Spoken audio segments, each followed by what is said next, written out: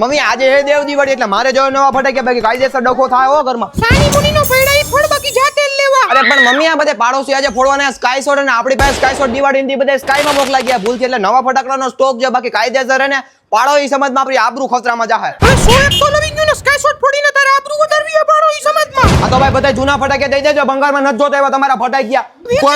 પણ ખમો આવનો નવા નો લઈ દેવાય તો.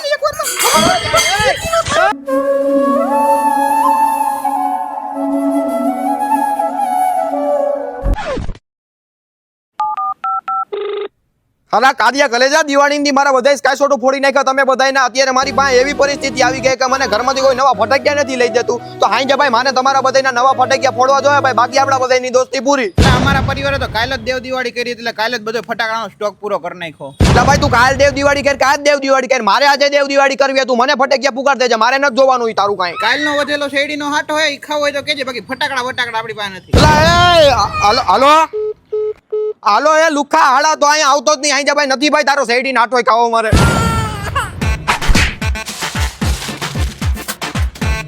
એ મમ્મી તે મારા જૂના ફટાકિયા બધા ક્યાં નાખ દીધા હે? તું જ કહેતો તો કે દઈ દે ભંગારમાં એટલે દઈ દીધા ભંગારમાં.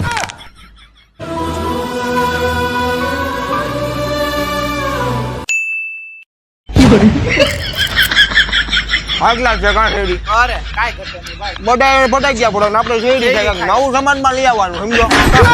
બીજો લઈ આવવાનો ને હાલો પડો હે ને હા પછી આપ હાલા ખાઓ મેં